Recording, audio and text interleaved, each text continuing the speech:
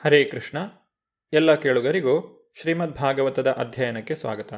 ಪ್ರಹ್ಲಾದನು ತನ್ನ ಸಹಪಾಠಿಗಳಿಗೆ ಭಕ್ತಿಯೋಗದ ಕುರಿತಾಗಿ ವಿವರಿಸುತ್ತಿದ್ದಾನೆ. ಭಕ್ತನೊಬ್ಬನು ಸಂಪೂರ್ಣವಾಗಿ ಪರಿಶುದ್ಧನಾದಾಗ ಅವನು ಅನ್ಯಾಭಿಲಾಷಿತ ಶೂನ್ಯನಾಗುತ್ತಾನೆ. ಅಂದರೆ ಅವನ ಐಹಿಕ ಕಾಮನೆಗಳೆಲ್ಲ ಸುಟ್ಟು ಬೂದಿಯಾಗುತ್ತದೆ. ಅವನು ಸದಾ ಭಗವಚ್ಚಿಂತನೆ ಮಾಡುವುದರಿಂದ ಅವನ ಈಗಿನ ಭೌತ ಶರೀರ ಮತ್ತು ಮನಸ್ಸುಗಳು ಆಧ್ಯಾತ್ಮಿಕವಾಗುತ್ತವೆ ಮತ್ತು ಅವನ ಭೌತ ಶರೀರದ ಅಗತ್ಯಗಳು ಸಂಪೂರ್ಣವಾಗಿ ನಾಶವಾಗುತ್ತವೆ. ಬೆಂಕಿಯೊಳಗೆ ಹಾಕಿದ ಕಬ್ಬಿಣದ ಸಲಾಕೆಯೊಂದು ಕಾದು ಕೆಂಪಾದಾಗ ಅದು ಕಬ್ಬಿಣದ ಸಲಾಕೆಯಾಗಿರುವುದಿಲ್ಲ, ಬೆಂಕಿಯಾಗಿಯೇ ಇರುತ್ತದೆ. ಅದೇ ರೀತಿ ಭಕ್ತನೊಬ್ಬನು ಸತತವಾಗಿ ಭಕ್ತಿ ಸೇವೆಯಲ್ಲಿ ತೊಡಗಿ ತನ್ನ ಮೂಲ ಕೃಷ್ಣ ಪ್ರಜ್ಞೆಯಲ್ಲಿ ಭಗವಂತನ ಚಿಂತನೆಯನ್ನು ಮಾಡುತ್ತಿದ್ದರೆ ಅವನಿಗೆ ಅಲ್ಲಿಂದ ಮುಂದೆ ಯಾವುದೇ ಐಹಿಕ ಕಾರ್ಯಚಟುವಟಿಕೆಗಳು ಇರುವುದಿಲ್ಲ. ಏಕೆಂದರೆ ಅವನ ದೇಹ ಆಧ್ಯಾತ್ಮಿಕಗೊಂಡಿರುತ್ತದೆ. ಇಹ ಜೀವನದಲ್ಲೇ ಅಂತಹ ಕೃಷ್ಣ ಪ್ರಜ್ಞೆಯುಳ್ಳ ಭಕ್ತನು ಭಗವಂತನ ಪಾದಪದ್ಮಗಳ ಆಶ್ರಯವನ್ನು ಪಡೆದಿರುತ್ತಾನೆ. ಇಂತಹ ದಿವ್ಯಾನಂದಮಯವಾದ ಭಕ್ತನ ಬದುಕನ್ನು ಚೈತನ್ಯ ಮಹಾಪ್ರಭುಗಳು ಬಾಳಿದರು. ಈ ಸಂಬಂಧದಲ್ಲಿ ಶ್ರೀಲ ಮಧ್ವಾಚಾರ್ಯರು ಈ ರೀತಿಯಾಗಿ ತಿಳಿಸುತ್ತಾರೆ. ತದ್ಭಾವಭಾವ ತದ್ಯಥಾ ಸ್ವರೂಪಂ ಭಕ್ತಿ ಕೇಚಿದ್ ಭಕ್ತ ವಿನೃತ್ಯಂತಿ ಗಾಯಂತಿ ಚ ಯಥೇಪ್ಸಿತಂ ಕೇಚಿತ್ ತೂಷ್ಣೀಂ ಜಪಂತಿ ಏವ ಕೇಚಿತ್ ಶೋಭಯಾ ಕಾರಿಣಃ. ಭಕ್ತಿ ಸೇವೆಯ ಆನಂದ ಪರವಶತೆಯನ್ನು ಶ್ರೀ ಚೈತನ್ಯ ಮಹಾಪ್ರಭುವು ಪೂರ್ಣವಾಗಿ ಪ್ರದರ್ಶಿಸಿದರು. ಅವರು ಕೆಲವು ವೇಳೆ ಆನಂದ ಪರವಶತೆಯಿಂದ ಕುಣಿದರು, ಕೆಲವು ವೇಳೆ ಹಾಡಿದರು, ಕೆಲವು ವೇಳೆ ಮೌನವಾಗಿದ್ದರು, ಮತ್ತೆ ಕೆಲವು ವೇಳೆ ಭಗವಂತನ ಪವಿತ್ರ ನಾಮವನ್ನು ಜಪಿಸಿದರು. ಇದೇ ಆದರ್ಶ ಆಧ್ಯಾತ್ಮಿಕ ಜೀವನ. ಜೀವನದ ನಿಜವಾದ ಸಮಸ್ಯೆ ಎಂದರೆ ಮತ್ತೆ ಮತ್ತೆ ಹುಟ್ಟುವುದು ಮತ್ತು ಸಾಯುವುದು. ಇವು ಚಕ್ರವು ಮೇಲಕ್ಕೂ ಕೆಳಕ್ಕೂ ಉರುಳುವಂತೆ ನಡೆಯುತ್ತಿರುತ್ತದೆ. ಆದರೆ ಈ ಚಕ್ರವು ಭಗವಂತನ ಸಂಪರ್ಕದಿಂದ ಸಂಪೂರ್ಣವಾಗಿ ನಿಂತು ಹೋಗುತ್ತದೆ. ಬೇರೆ ಮಾತುಗಳಲ್ಲಿ ಹೇಳುವುದಾದರೆ, ನಿರಂತರವಾಗಿ ಭಕ್ತಿ ಸೇವೆಯಲ್ಲಿ ತೊಡಗುವುದರಿಂದ ದೊರಕುವ ದಿವ್ಯಾನಂದದ ಮೂಲಕ ವ್ಯಕ್ತಿಯು ಸಂಸಾರದಿಂದ ಸಂಪೂರ್ಣವಾಗಿ ಮುಕ್ತನಾಗುವನು. ಪ್ರಹ್ಲಾದನು ತನ್ನ ಸಹಪಾಠಿಗಳನ್ನು ಕುರಿತು ಈ ರೀತಿಯಾಗಿ ನುಡಿಯುತ್ತಾನೆ. ಹೇ ದೈತ್ಯಪುತ್ರರೇ, ಪ್ರತಿಯೊಬ್ಬರ ಹೃದಯದಲ್ಲೂ ಇರುವ ಪರಮಾತ್ಮನನ್ನು ಧ್ಯಾನಿಸಲು ಈ ಕೂಡಲೇ ಪ್ರಾರಂಭಿಸಿರಿ. ಪರಬ್ರಹ್ಮನಲ್ಲಿ ಲೀನವಾಗುವುದರಿಂದ ಆನಂದಮಯವಾಗಿರಬಹುದು ಎಂದು ಸಾಮಾನ್ಯವಾಗಿ ಭಾವಿಸಲಾಗಿದೆ.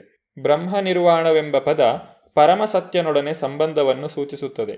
ಇವನನ್ನು 3 ಲಕ್ಷಣಗಳಿಂದ ಸಾಕ್ಷಾತ್ಕರಿಸಿಕೊಳ್ಳಲಾಗಿದೆ: ಬ್ರಹ್ಮೇತಿ, ಪರಮಾತ್ಮೇತಿ, ಭಗವಾನೇತಿ ಶಬ್ದತೆ. ವ್ಯಕ್ತಿಯು ನಿರಾಕಾರ ಬ್ರಹ್ಮನಲ್ಲಿ ಲೀನನಾಗಿ ಬ್ರಹ್ಮಸುಖವನ್ನು ಅನುಭವಿಸುತ್ತಾನೆ. ಏಕೆಂದರೆ ಬ್ರಹ್ಮಜ್ಯೋತಿಯು ದೇವೋತ್ತಮ ಪರಮಪುರುಷನ ತೇಜಸ್ಸು. ಯಸ್ಯ ಪ್ರಭಾ ಪ್ರಭವತೋ ಜಗದಂಡಕೋಟಿ. ನಿರಾಕಾರ ಬ್ರಹ್ಮನಲ್ಲಿ ಕೃಷ್ಣನ ದಿವ್ಯ ಶರೀರದ ಕಿರಣಗಳಿವೆ. ಆದ್ದರಿಂದ ನಿರಾಕಾರ ಬ್ರಹ್ಮನಲ್ಲಿ ಲೀನವಾಗುವುದರಿಂದ ಯಾವುದೇ ದಿವ್ಯಾನಂದವನ್ನು ಪಡೆದರೂ ಅದು ಕೃಷ್ಣನ ಸಂಪರ್ಕದಿಂದಲೇ. ಕೃಷ್ಣನ ಸಂಪರ್ಕವು ಪರಿಪೂರ್ಣವಾದ ಬ್ರಹ್ಮಸುಖ. ಮನಸ್ಸು ನಿರಾಕಾರ ಬ್ರಹ್ಮನೊಡನೆ ಸಂಪರ್ಕ ಪಡೆದಾಗ ಮನುಷ್ಯನು ಸಂತುಷ್ಟನಾಗುತ್ತಾನೆ. ಆದರೆ ಅವನು ಭಗವಂತನ ಸೇವೆ ಮಾಡಲು ಇನ್ನೂ ಮುಂದುವರಿಯಬೇಕು. ಏಕೆಂದರೆ ಬ್ರಹ್ಮಜ್ಯೋತಿಯಲ್ಲಿ ಲೀನವಾಗಿಯೇ ಉಳಿಯುವ ಖಾತ್ರಿ ಇಲ್ಲ. ಆರುಹ್ಯ ಕೃಚ್ಛ್ರೇಣ ಪರಂ ಪದಂ ತತಃ ಪತಂತಿ ಅಧೋ ಅನಾದೃತ ಯುಷ್ಮದಂಗ್ರಯ ಎಂದು ಹೇಳಿದೆ. ಒಬ್ಬನು ಪರಮಸತ್ಯನ ನಿರಾಕಾರ ಬ್ರಹ್ಮಸ್ವರೂಪದಲ್ಲಿ ಲೀನವಾಗಬಹುದು. ಆದರೆ ಅಧೋಕ್ಷಜ ಅಥವಾ ವಾಸುದೇವನ ಪರಿಚಯವಿಲ್ಲದ್ದರಿಂದ ಅವನು ಪತಿತನಾಗುವ ಸಂಭವವಿದೆ. ಅಂತಹ ಬ್ರಹ್ಮಸುಖವು ಐಹಿಕ ಸುಖವನ್ನೇನೋ ವರ್ಜಿಸುತ್ತದೆ ನಿಜ. ಆದರೆ ನಿರಾಕಾರ ಬ್ರಹ್ಮ ಮತ್ತು ಅಂತರ್ಯಾಮಿ ಪರಮಾತ್ಮನ ಮೂಲಕ ದೇವೋತ್ತಮ ಪರಮಪುರುಷನ ಬಳಿ ಸಾರಿ ಅವನ ಕಿಂಕರನಾಗಿ, ಮಿತ್ರನಾಗಿ, ಮಾತಾಪಿತೃವಾಗಿ, ಪ್ರೇಮಿಯಾಗಿ ಮುಂದುವರಿದರೆ ಅವನ ಸಂತೋಷ ಸರ್ವವ್ಯಾಪಿಯಾಗುತ್ತದೆ. ಬೆಳದಿಂಗಳನ್ನು ನೋಡಿದಾಗ ಸಂತೋಷವಾಗುವಂತೆ ಅನಂತರ ಅವನಿಗೆ ತಂತಾನೇ ದಿವ್ಯಾನಂದ ಲಭಿಸುತ್ತದೆ. ಚಂದ್ರನನ್ನು ನೋಡಿದಾಗ ಸಹಜವಾಗಿಯೇ ಸಂತೋಷವಾಗುತ್ತದೆ. ಆದರೆ ದೇವೋತ್ತಮ ಪರಮಪುರುಷನನ್ನು ನೋಡಲು ಸಾಧ್ಯವಾಗುವುದಾದರೆ ಅವನ ದಿವ್ಯ ಸಂತೋಷವು 100 ಮಡಿ 1000 ಮಡಿ ಹೆಚ್ಚುತ್ತದೆ. ದೇವೋತ್ತಮ ಪರಮಪುರುಷನೊಡನೆ ನಿಕಟ ಸಂಬಂಧವು ಏರ್ಪಟ್ಟೊಡನೆ ವ್ಯಕ್ತಿಯು ಖಂಡಿತವಾಗಿಯೂ ಐಹಿಕ ಕಶ್ಮಲದಿಂದ ಮುಕ್ತನಾಗುತ್ತಾನೆ. ಸಕಲ ಐಹಿಕ ಸುಖದ ನಿಲುಗಡೆಯನ್ನು ನಿರ್ವೃತ್ತಿ ಅಥವಾ ನಿರ್ವಾಣ ಎಂದು ಕರೆಯುತ್ತಾರೆ. ರೂಪಗೋಸ್ವಾಮಿಯವರು ಭಕ್ತಿರಸಾಮೃತ ಸಿಂಧುವಿನಲ್ಲಿ ಈ ರೀತಿ ನುಡಿಯುತ್ತಾರೆ. ಬ್ರಹ್ಮಾನಂದೋ ಭವೇದೇಶ ಚೇತ್ಪರಾರ್ಧ ಗುಣೀಕೃತಃ ನೈತಿ ಭಕ್ತಿ ಸುಖಾಂಬೋಧೆ ಪರಮಾಣು ತುಲಾಮಪಿ. ಬ್ರಹ್ಮಾನಂದವನ್ನು, ಬ್ರಹ್ಮ ತೇಜಸ್ಸಿನಲ್ಲಿ ಲೀನವಾಗುವುದರಿಂದ ದೊರಕುವ ಆನಂದವನ್ನು 100 ಕೋಟಿ ಕೋಟಿ ಸಲ ಗುಣಿಸಿದರೆ ಅದೂ ಭಕ್ತಿ ಸೇವೆಯಿಂದ ದೊರೆತ ದಿವ್ಯಾನಂದ ಸಾಗರದ ಒಂದು ಅಣುವಿಗೆ ಸಮನಲ್ಲ. ಬ್ರಹ್ಮಭೂತ ಪ್ರಸನ್ನಾತ್ಮ ನ ಶೋಚತಿ ನ ಕಾಂಕ್ಷತಿ ಸಮ ಸರ್ವೇಷು ಭೂತೇಷು ಮದ್ಭಕ್ತಿಂ ಲಭತೆ ಪರಾಂ. ದಿವ್ಯ ನೆಲೆಯಲ್ಲಿ ಇರುವವನು ಕೂಡಲೇ ಪರಬ್ರಹ್ಮನನ್ನು ಸಾಕ್ಷಾತ್ಕಾರ ಮಾಡಿಕೊಂಡು ಪ್ರಸನ್ನನಾಗುತ್ತಾನೆ. ಅವನು ದುಃಖಿಸುವುದಿಲ್ಲ, ಯಾವುದನ್ನೂ ಬಯಸುವುದಿಲ್ಲ. ಅವನು ಎಲ್ಲ ಜೀವಿಗಳ ಬಗ್ಗೆ ಒಂದೇ ಸಮನಾಗಿರುತ್ತಾನೆ. ಆ ಸ್ಥಿತಿಯಲ್ಲಿ ಅವನಿಗೆ ಭಗವಂತನ ಬಗ್ಗೆ ಶುದ್ಧ ಭಕ್ತಿ ಪ್ರಾಪ್ತವಾಗುತ್ತದೆ. ಬ್ರಹ್ಮ ನಿರ್ವಾಣ ನೆಲೆಯಿಂದ ಇನ್ನೂ ಮುಂದೆ ಹೋದರೆ ಭಕ್ತಿ ಸೇವೆಯ ಹಂತವನ್ನು ತಲುಪುತ್ತಾನೆ. ಮದ್ಭಕ್ತಿಂ ಲಭತೆ ಪರಾಂ. ಅಧೋಕ್ಷ ಜಾಲಂಭಂ ಎಂಬ ಪದವು ಮನಸ್ಸು ಮತ್ತು ಐಹಿಕ ಊಹಾತ್ಮ ಚಿಂತನೆಗಳಿಂದ ಅತೀತನಾದ ಪರಮಸತ್ಯನಲ್ಲಿ ಮನಸ್ಸನ್ನು ಸದಾ ತೊಡಗಿಸಿರುವುದನ್ನು ಸೂಚಿಸುತ್ತದೆ. ಸವೈ ಮನ ಕೃಷ್ಣ ಪದಾರವಿಂದಯೋ. ಅರ್ಚಾ ವಿಗ್ರಹದ ಪೂಜೆಯ ಫಲ ಇದು. ಭಗವಂತನ ನಿರಂತರ ಸೇವೆಯಲ್ಲಿರುವುದರಿಂದ ಮತ್ತು ಅವನ ಪಾದಾರವಿಂದಗಳ ಚಿಂತನೆಯಿಂದ ಮನುಷ್ಯನು ಸಕಲ ಐಹಿಕ ಕಶ್ಮಲಗಳಿಂದ ತಂತಾನೇ ಮುಕ್ತನಾಗುತ್ತಾನೆ. ಹೀಗೆ ಬ್ರಹ್ಮ ನಿರ್ವಾಣ ಸುಖಂ ಎಂಬುದು ಒಬ್ಬನು ಪರಮಸತ್ಯದ ಸಂಪರ್ಕದಲ್ಲಿದ್ದರೆ ಐಹಿಕ ಇಂದ್ರಿಯ ಸುಖವು ಸಂಪೂರ್ಣವಾಗಿ ಇಲ್ಲವಾಗುತ್ತದೆ. ಪ್ರಹ್ಲಾದನು ತನ್ನ ಮಾತನ್ನು ಮುಂದುವರಿಸುತ್ತಾ ನುಡಿಯುತ್ತಾನೆ, ಹೇ ಮಿತ್ರರೇ, ಹೇ ದೈತ್ಯಪುತ್ರರೇ, ದೇವೋತ್ತಮ ಪರಮಪುರುಷನು ಪರಮಾತ್ಮ ಸ್ವರೂಪದಲ್ಲಿ ಎಲ್ಲ ಜೀವಿಗಳ ಹೃದಯಗಳ ಒಳಗೆ ಸದಾ ಇರುವನು. ನಿಜವಾಗಿ ಅವನು ಎಲ್ಲರ ಹಿತೈಷಿ ಮತ್ತು ಮಿತ್ರ. ಅವನನ್ನು ಪೂಜಿಸಲು ಯಾವ ಕಷ್ಟವೂ ಇಲ್ಲ. ಆದ್ದರಿಂದ ಜನರು ಅವನ ಭಕ್ತಿ ಸೇವೆಯನ್ನೇಕೆ ಮಾಡಬಾರದು? ಅನಾವಶ್ಯಕವಾಗಿ ಇಂದ್ರಿಯ ಸುಖಕ್ಕಾಗಿ ಕೃತಕವಾದ ಸಾಧನೋಪಾಯಗಳನ್ನು ಸೃಷ್ಟಿಸುವ ಬಯಕೆ ಏಕೆ? ಭಗವಂತನು ಪರಮಪುರುಷನಾದ್ದರಿಂದ ಯಾರೂ ಅವನಿಗೆ ಸರಿಸಾಟಿಯಲ್ಲ ಮತ್ತು ಅವನಿಗಿಂತ ದೊಡ್ಡವರಲ್ಲ. ಭಗವಂತನ ಭಕ್ತನಾಗಿ ಬಿಟ್ಟರೆ ಸಾಕು, ಅವನು ಸುಲಭವಾಗಿ ಸಿಕ್ಕುತ್ತಾನೆ. ಭಗವಂತನನ್ನು ಆಕಾಶಕ್ಕೆ ಹೋಲಿಸುತ್ತಾರೆ, ಏಕೆಂದರೆ ಆಕಾಶ ಬಹು ವಿಸ್ತಾರವಾದುದು, ಆದರೂ ಎಲ್ಲರಿಗೂ ಸಿಕ್ಕುವಂತಹದ್ದು. ಕೇವಲ ಮನುಷ್ಯರಿಗೆ ಮಾತ್ರವಲ್ಲ, ಪ್ರಾಣಿಗಳಿಗೂ ಸಿಕ್ಕುವಂತಹದ್ದು. ಪರಮಪ್ರಭುವು ಪರಮಾತ್ಮ ಸ್ವರೂಪದಲ್ಲಿ ಎಲ್ಲರ ಪರಮಹಿತೈಷಿಯಾಗಿಯೂ ಮಿತ್ರನಾಗಿಯೂ ಇದ್ದಾನೆ.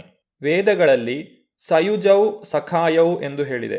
ಭಗವಂತನು ತನ್ನ ಪರಮಾತ್ಮ ಸ್ವರೂಪದಲ್ಲಿ ಜೀವಿಯ ಜೊತೆಯಲ್ಲಿ ಅವನ ಹೃದಯದಲ್ಲಿ ನೆಲೆಸಿದ್ದಾನೆ. ಭಗವಂತನು ಜೀವಿಗೆ ಎಷ್ಟರ ಮಟ್ಟಿಗೆ ಮಿತ್ರನಾಗಿರುತ್ತಾನೆಂದರೆ ಅವನು ಹೃದಯದೊಳಗೇ ಇದ್ದು ಅವನನ್ನು ಸ್ವಲ್ಪವೂ ಕಷ್ಟವಿಲ್ಲದೆ ಸದಾ ಸಂಪರ್ಕಿಸಬಹುದು. ಇದನ್ನು ಕೇವಲ ಭಕ್ತಿಯೋಗದಿಂದ ಸಾಧಿಸಬಹುದು. ಶ್ರವಣಂ ಕೀರ್ತನಂ ವಿಷ್ಣು ಸ್ಮರಣಂ ಪಾದಸೇವನಂ. ಭಗವಂತನ ಬಗ್ಗೆ ಶ್ರವಣ ಮಾಡಿದೊಡನೆ ಅವನು ಭಗವಂತನ ಸಂಪರ್ಕವನ್ನು ಪಡೆಯುತ್ತಾನೆ. ಭಕ್ತಿ ಸೇವೆಯ ಒಂದು ಅಥವಾ ಎಲ್ಲ ಅಂಶಗಳಿಂದಲೂ ಭಕ್ತನೊಬ್ಬನು ಭಗವಂತನ ಸಂಪರ್ಕವನ್ನು ಪಡೆಯಬಹುದು. ಆದ್ದರಿಂದ ಪರಮಪ್ರಭುವಿನೊಂದಿಗೆ ಸಂಪರ್ಕ ಪಡೆಯಲು ಯಾವ ಕಷ್ಟವೂ ಇಲ್ಲ. ಅದರ ಬದಲು ನರಕಕ್ಕೆ ಹೋಗಲು ತುಂಬಾ ಪ್ರಯಾಸ ಪಡಬೇಕು. ಅವನು ಅದಕ್ಕಾಗಿ ಅನೇಕ ವಸ್ತುಗಳನ್ನು ಸಂಪಾದಿಸಬೇಕಾಗುತ್ತದೆ. ಆದ್ದರಿಂದ ವ್ಯಕ್ತಿಯು ನರಕಕ್ಕೆ ಹೋಗಬೇಕಾದರೆ ತುಂಬಾ ಪ್ರಯಾಸ ಪಡಬೇಕಾಗುತ್ತದೆ. ಅವನು ಭಗವದ್ಧಾಮಕ್ಕೆ ಹಿಂದಿರುಗಬೇಕಾದರೆ ಏನೂ ಕಷ್ಟಪಡಬೇಕಾಗಿಲ್ಲ. ಭಗವದ್ಧಾಮಕ್ಕೆ ಹಿಂದಿರುಗಲು ವ್ಯಕ್ತಿಯು ಏಕಾಂಗಿಯಾಗಿ ಎಲ್ಲಿ ಬೇಕಾದರೂ ಇರಬಹುದು, ಯಾವುದೇ ಸ್ಥಿತಿಯಲ್ಲಾದರೂ ಇರಬಹುದು. ಸುಮ್ಮನೆ ಕುಳಿತು ಭಗವಂತನನ್ನು ಧ್ಯಾನಿಸಿ ಭಗವಂತನ ಬಗ್ಗೆ ಶ್ರವಣ ಕೀರ್ತನೆಗಳನ್ನು ಮಾಡಬಹುದು.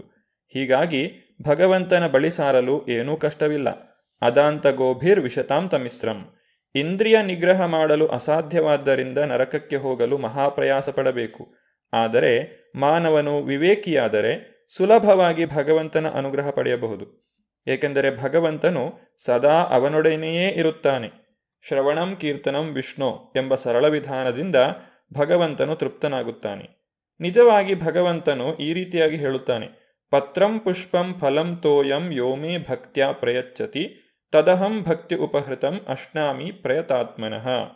ವ್ಯಕ್ತಿಯು ನನಗೆ ಪ್ರೀತಿಯಿಂದ ಭಕ್ತಿಯಿಂದ ಒಂದು ಪತ್ರವನ್ನೋ ಹೂವನ್ನೋ ಹಣ್ಣನ್ನೋ ನೀರನ್ನೋ ಕೊಟ್ಟರೆ ನಾನದನ್ನು ಸ್ವೀಕರಿಸುತ್ತೇನೆ. ಎಲ್ಲಿ ಬೇಕಾದರೂ ಎಲ್ಲೆಲ್ಲೂ ವ್ಯಕ್ತಿಯು ಭಗವಂತನ ಧ್ಯಾನ ಮಾಡಬಹುದು. ಹೀಗೆ ಪ್ರಹ್ಲಾದನು ತನ್ನ ಮಿತ್ರರಾದ ದೈತ್ಯಪುತ್ರರಿಗೆ ಯಾವುದೇ ಕಷ್ಟವಿಲ್ಲದೆ ಭಗವದ್ಧಾಮಕ್ಕೆ ಹಿಂದಿರುಗುವ ಈ ದಾರಿಯನ್ನು ಹಿಡಿಯಬೇಕೆಂದು ಉಪದೇಶಿಸಿದನು. ವ್ಯಕ್ತಿಯ ಸಿರಿಸಂಪತ್ತುಗಳು, ಮಡದಿ ಮಕ್ಕಳು, ಮನೆ ಮತ್ತು ಸಾಕು ಪ್ರಾಣಿಗಳು ಇವೆಲ್ಲವೂ ನಶ್ವರವಾದವು ಮತ್ತು ಕ್ಷಣಭಂಗುರವಾದವು. ಮನುಷ್ಯ ಜೀವನ ನಶ್ವರವಾದ್ದರಿಂದ ಆತ್ಮನು ಶಾಶ್ವತವೆಂದು ಅರಿತಿರುವ ವಿವೇಕಿಗೆ ಈ ಐಹಿಕ ಸಿರಿಸಂಪತ್ತುಗಳು ಯಾವ ಲಾಭವನ್ನೂ ತಂದುಕೊಡಲಾರವು. ಹಣ ಸಂಪಾದನೆ ಮಾಡಬೇಕೆಂದು ಪ್ರತಿಪಾದಿಸುವವರಿಗೆ ಪ್ರಕೃತಿ ನಿಯಮಗಳು ಹೇಗೆ ಆಶಾಭಂಗವನ್ನು ಮಾಡುತ್ತವೆ ಎಂಬುದನ್ನು ನಾವು ಇಲ್ಲಿ ಅರಿತುಕೊಳ್ಳಬೇಕು. ಹಣ ಸಂಪಾದನೆ ಮಾಡುವ ನಿಜವಾದ ಲಾಭವೇನು? ಹಣ ಸಂಪಾದನೆ ಮಾಡಬೇಕೆಂಬ ಪ್ರಯತ್ನಗಳಿಂದ ಜನನ, ಮರಣ, ಮುಪ್ಪು ಮತ್ತು ಕಾಯಿಲೆಗಳನ್ನು ಹೋಗಲಾಡಿಸಲು ಕಿಂಚಿತ್ತನ್ನೂ ಮಾಡಲಾಗಿಲ್ಲ ಎಂಬುದನ್ನು ಪ್ರಪಂಚದ ಇತಿಹಾಸವು ಸಾಬೀತುಪಡಿಸಿದೆ. ಭೌತಿಕ ಪ್ರಕೃತಿಯನ್ನು ನಿಯಂತ್ರಿಸುವ ಪ್ರಯತ್ನದಲ್ಲಿ ವ್ಯಕ್ತಿಯು ಹೇಗೆ ಜಟಿಲತೆಗಳಲ್ಲಿ ಸಿಕ್ಕಿಕೊಳ್ಳುತ್ತಾನೆ ಎಂಬುದನ್ನು ಪ್ರಹ್ಲಾದನು ಇಲ್ಲಿ ವಿವರಿಸುತ್ತಿದ್ದಾನೆ. ಇದರ ಕುರಿತಾಗಿ ಹೆಚ್ಚಿನ ವಿಚಾರಗಳನ್ನು ನಾವು ಮುಂದಿನ ಸಂಚಿಕೆಯಲ್ಲಿ ನೋಡೋಣ. ಧನ್ಯವಾದಗಳು. ಹರೇ ಕೃಷ್ಣ.